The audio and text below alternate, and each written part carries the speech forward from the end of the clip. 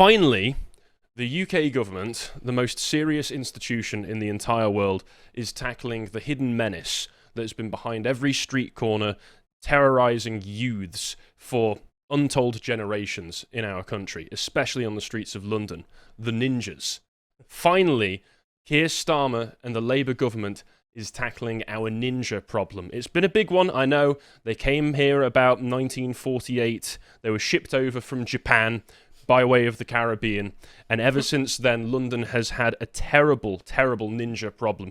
Violent crime rates, ninja stars, but thankfully, Keir Starmer has made the announcement that he will be banning ninja swords by this summer, and he reminds everybody that when we promise action, we take it. I think that was one of the big front pages of the Labour manifesto for last year, wasn't it? Banning ninja swords.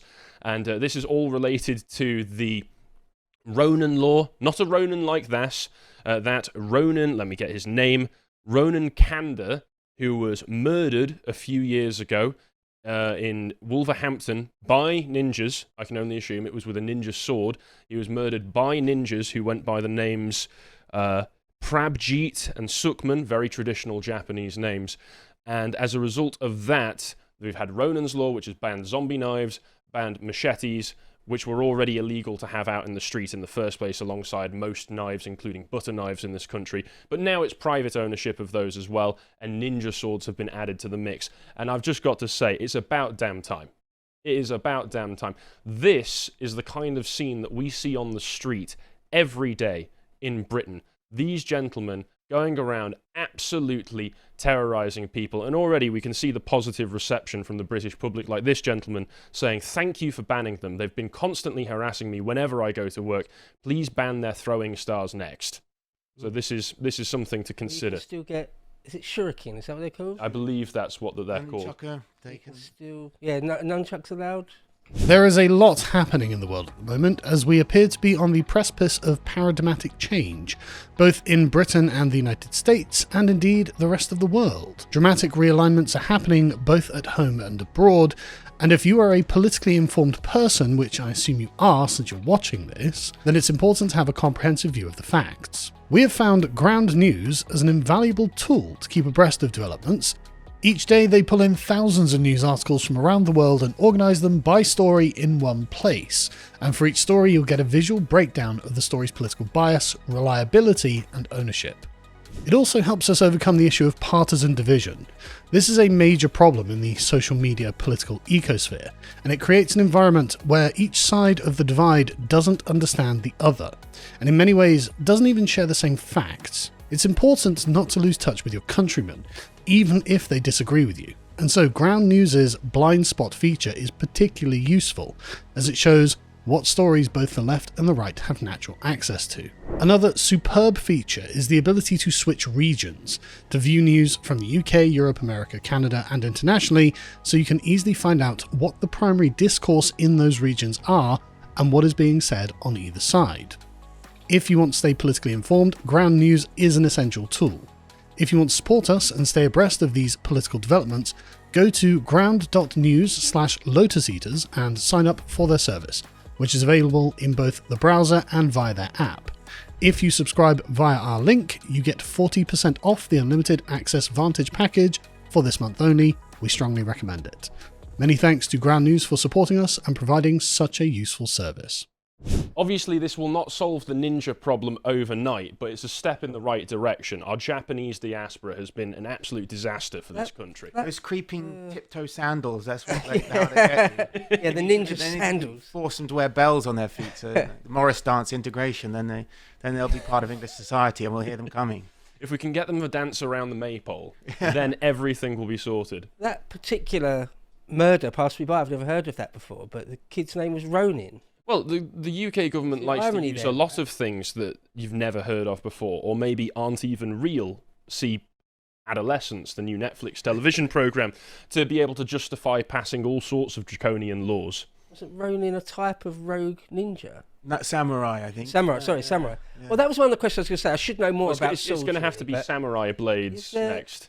I didn't think there was such a thing as a ninja sword. They mean a samurai sword. Is that what they mean? I think ninjas did have swords, but they had to use other weapons a lot because they didn't have access to them as much as samurai. Like, you had to have swords to be a samurai. That's like part of their accoutrement. Yeah. But Yeah. but ninjas didn't always have them. Is that I mean, we right? do have a photographic evidence right A here. katana, This is a I mean. ninja wielding Is that a in sword. Sweden? Or- I believe this might be Brixton. okay. Ninjas are known for congregating around Brixton, as we'll find out Our Hamlet. as we go along. So next it will need to be samurai paraphernalia that we ban as well, just to make sure.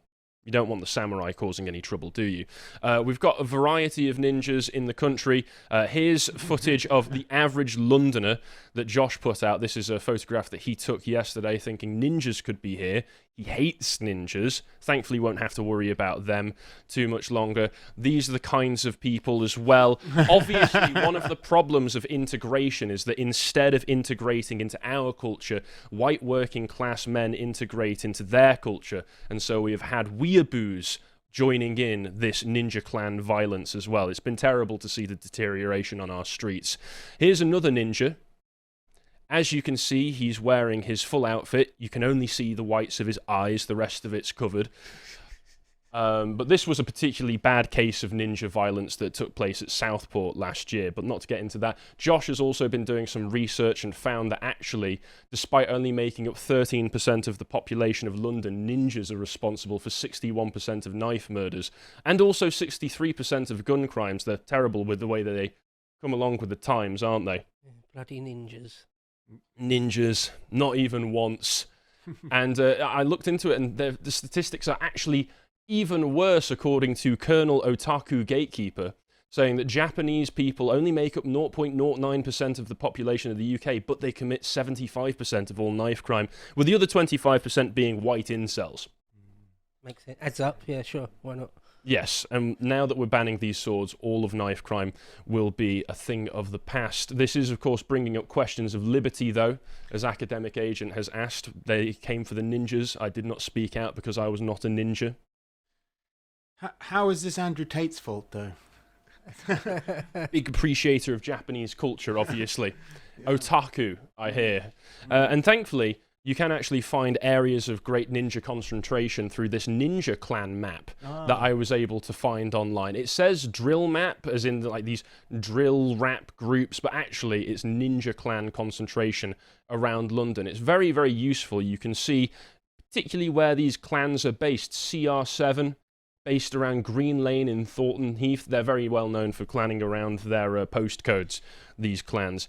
And I was able to find this Daily Mail article going into detail on them. And I thought I'd read some of this. So this is talking about the machete murder of a schoolboy called Kellyan Bokassa in the on the number 472. But wait, is that Japanese? No, that must be a Japanese name. In broad daylight in front of horrified passengers. It was the latest in a bloody gang turf war that's torn apart the community of Woolwich. Woolwich, sorry. I'm sorry, He's gentlemen. American now. Yeah. Described by his mother as a polite boy who was groomed from a young age by a drugs gang, 14-year-old Kellyan was knifed 12 times on the double-decker bus on Tuesday afternoon. Now, this is going back in January.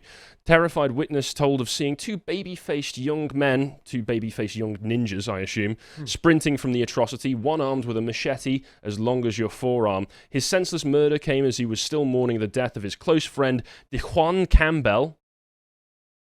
No, never. Which region of Japan is that from? Some from the somewhere Nagasaki area, I guess. Yeah. Southern Ireland, yeah. He was 15 years old. He was stabbed to death by a zombie knife-wielding assassin. See, ninjas, famed assassins. That's the name assassin in here. Kellyan's murder has shone a light on the postcode turf war that turned this pocket of southeast London into a battleground. Notorious Barnfield estate where Kellyan lived with his mother. The Wild Batch gang operates, an area to the south. Woolwich Dockyard is controlled by their bitter rivals, the Woolio gang. Woolio. Woolio. You're right. I'm sorry.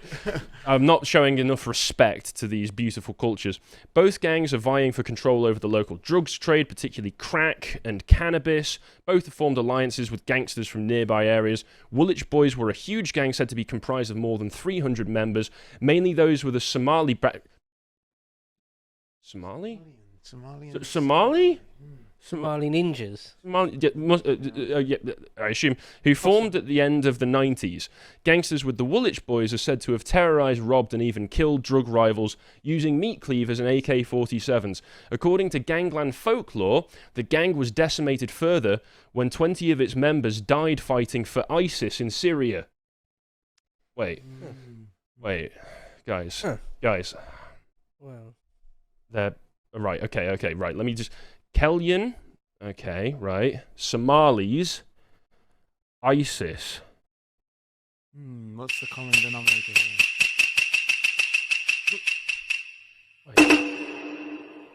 Theatre.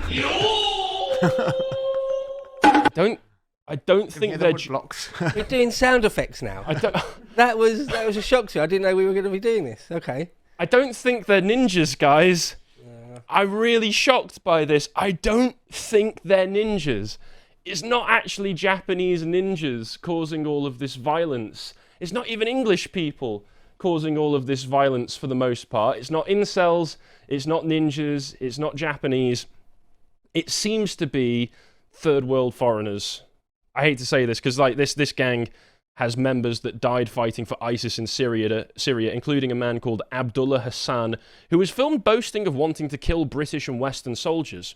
Of course, I'm sure if this gentleman, this scholar, Abdullah, had tried to do anything illegal or untoward in England, to the point where we arrested him, put him in prison, tried to deport him, good God, maybe if we tried to deport him, the ECHR would have had something to say about one of the articles, Article 3 or Article 8. Well, he's got a right to family life. He's got a right not to be humiliated and sent back to the country he came from, because, and then you've got to keep him.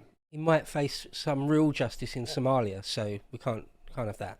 Yeah, and furthermore, this innocent 14-year-old boy, Kellyan, that's named in this article, was an aspiring drill rapper who performed under the nom de guerre Gripper, had links to the Wild Batch gang, and had just released a track called Bangers and Mash, where in the music video, he pretended to wave a knife in the air as he rapped about pigs, gangs, guns, swords, and getting popped. Well, I guess he got popped then. Some kind of Japanese expression I'm not familiar with. I don't think it's Japanese. I don't think it's anything to do with the Japanese anymore. And around an hour before he was killed, he posted a haunting message on Instagram asking any of his followers if they had a mindi, which is the Somali word for a knife. Mindy. It sounds like a nice way of referring to a knife. Yeah. So here we can see these people, and look how young they are. Again, like 14, 15, 16 years old, all just murdering each other. They were probably radicalized by online influencers. Like Andrew Tate. Andrew Tate told them to do this, and they would have otherwise been good boys who didn't do nothing. Absolutely. So this is his mother, and I just read through a little bit more of this article, and I was just quickly saying. Oh yeah, you go on. When I was 14, I wouldn't dream of doing anything violent like that. I just wouldn't. Well, I wouldn't now, but when I was 14, I think back when I was 14, I was just into football or whatever. I don't know. I just cared about saving up for a new pair of football boots or something. Yeah, I was just right. I was into playing guitar and listening to heavy metal at 14 years old. Yeah. Wondering when a girl would finally like me. I was arguing over who was better out of Blur and Oasis, not drill rap, for God's sake. Obviously, it was Blur. Yeah, it's all... well, no, that's the incorrect answer, I'm afraid. So. I don't know. You're a southerner. You should like Blur. I mean, I'm from close to Manchester, so I should be the Oasis guy. Yeah, you should be, yeah.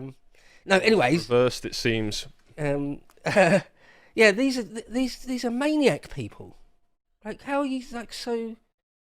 The cultural climate that gets a 14-year-old boy to be like that. It's not an influencer, is it? It's a general culture.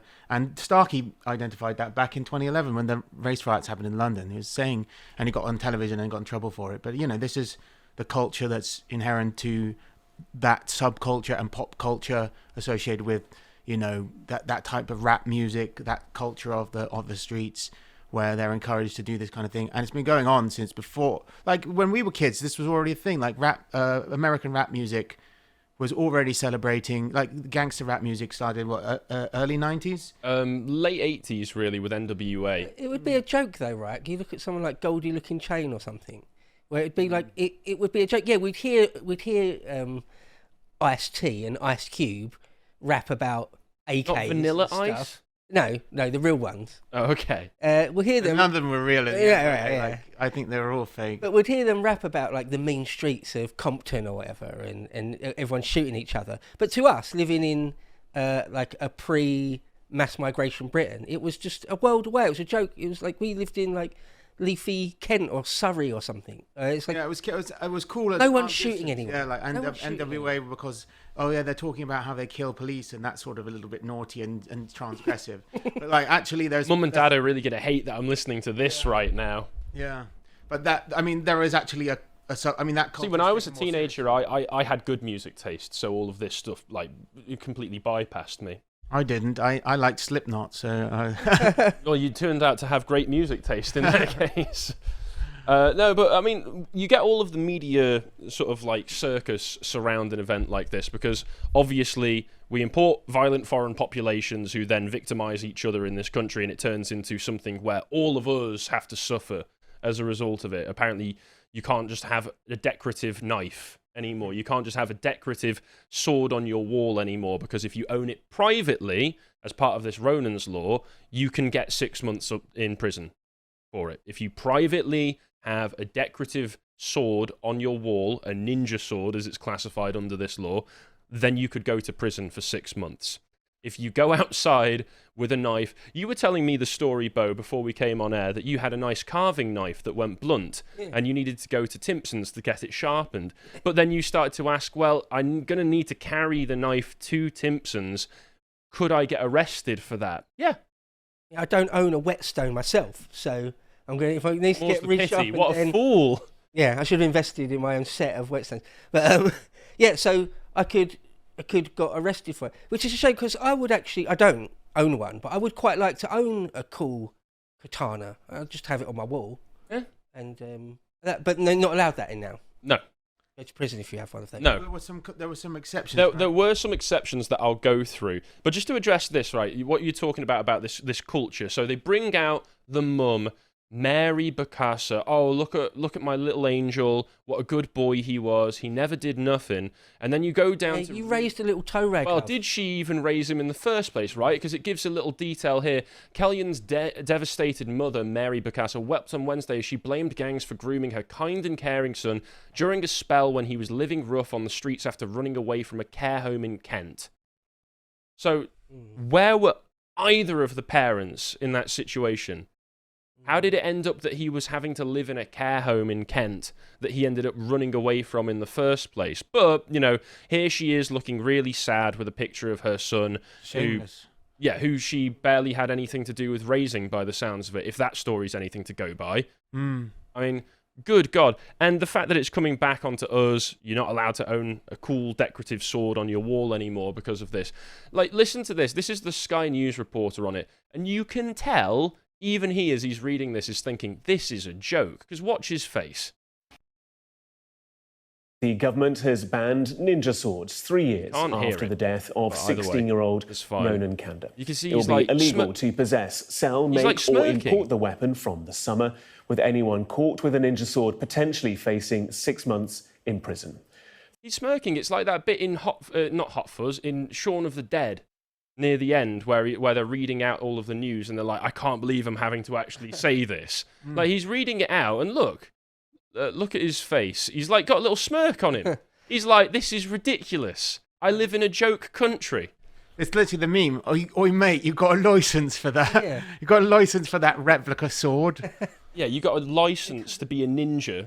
Can't they? They'll just use a different sword then. It's like, wasn't that actor was saying, oh, we should ban the pointy ends. Oh, Idris Elba. Yeah. We already did that with a few. We didn't ban them, but they were already using cleavers. Any weapon can be made. Like, you can kill someone with some piece of string. You strangle them. You can't ban string.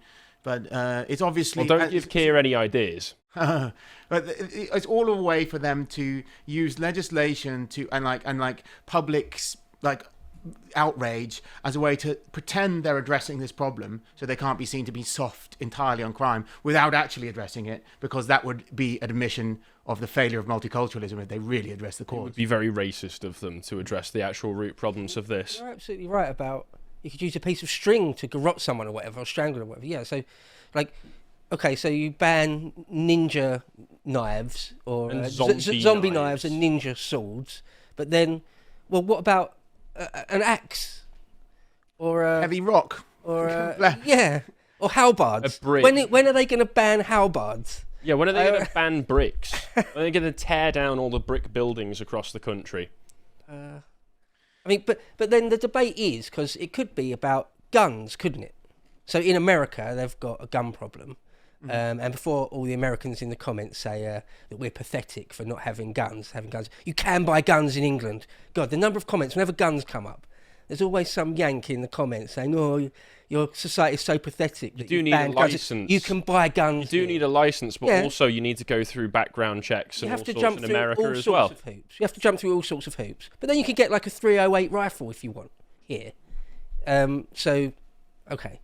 And in a lot of states in America, it's probably even harder, actually. But anyway, but the point is that it could be guns, right? It just so happens that we haven't got a big gun culture, and you do have to jump through quite a lot of hoops. And handguns are banned here, even though you can get rifles and shotguns, even quite big rifles. Handguns are used by criminals, aren't they? Yeah, or you can still, if you still wanted to get one, and you lived in London and you knew the right people, of course you can still get a pistol. I know people who know people who have handguns in London. It's not connected. Of course. There is a legitimate degree of separation between me and these people. Do not send the police to my front door, please. But so the general point is there's no real point banning them, because all it means is, I think anyway, that the normal people have got less of a chance to defend themselves. Well, yeah, criminals, shockingly enough, don't stick to the law. Right. So if something's illegal, they're going to do it anyway. Yeah, they're still going to just... Yeah, I mean, listen to this. So obviously, as I said, this whole thing was inspired by the 16-year-old Ronan Kanda who got stabbed to death with a ninja sword. And I assume that's the only reason that the ninja swords have been included in this, is because his parents have been pushing for this ever since it happened. The law's named after him, but they specifically wanted ninja swords to be included under the bans as well.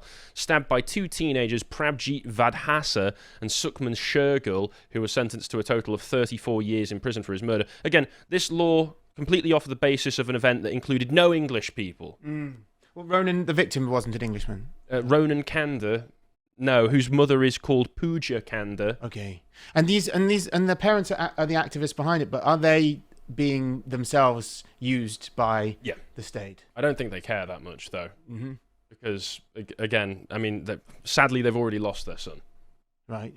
So, yeah, they are being used as the reason why this is all being pushed. But if you do own your weapons, if you've got a nice decorative sword and you're not afraid, and you're afraid of being arrested for owning it and don't want to spend 6 months in prison, the government is holding knife surrender bins.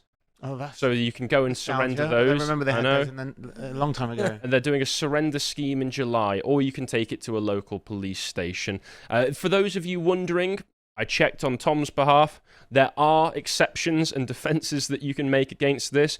So the exceptions are if you have a weapon that's an antique, that being it's over 100 years old, it has functions carried out on behalf of the Crown or a visiting force, item being of historical importance, making the weapons available to a museum or gallery in certain circumstances, if you have it for educational purposes, production of certain films or certain TV programs, theatrical performances and rehearsals of these performances, if it was made before 1954, if it was made at any other time according to the traditional methods of sword making by hand, so if you have smithed your own blade, you are still legally able to own it privately, just good luck taking it home with you after you've forged it, I suppose. If you have a blade for religious reasons, religious ceremonies, use in permitted activities, for example, historical reenactment or sporting activities, or if it is blunt. So those are the exceptions. Make sure that you note those down. If you have a blade that fits any of those, you are not victimized by this law. But otherwise, You might have to go to a knife surrender bin. Otherwise, you could face up to 6 months in prison. You might argue that any weapon could be educational because they're all made to teach a lesson. That is true. I don't know how the police would respond to that. Yeah, I've got my razor sharp katana because I'm educating myself on how to use a razor sharp katana.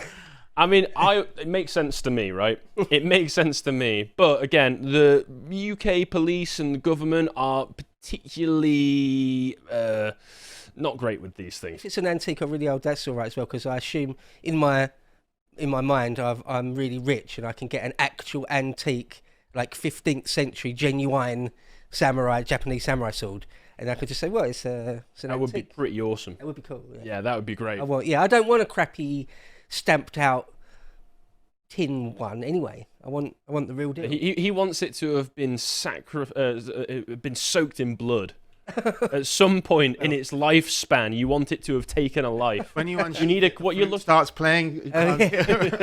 What you need is a cursed blade, my friend. The spirits of the souls that it has taken will haunt you. It is cool in Kill Bill when there's like a wall with like 50 like expertly made samurai. Oh yeah, when she goes to get her blade made. Each one's cooler than the last.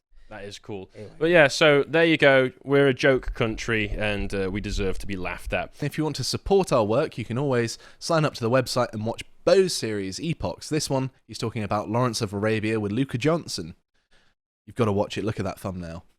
And if you want to see all the other things that we're putting out, you can always follow us on X. Thank you very much for watching, and goodbye.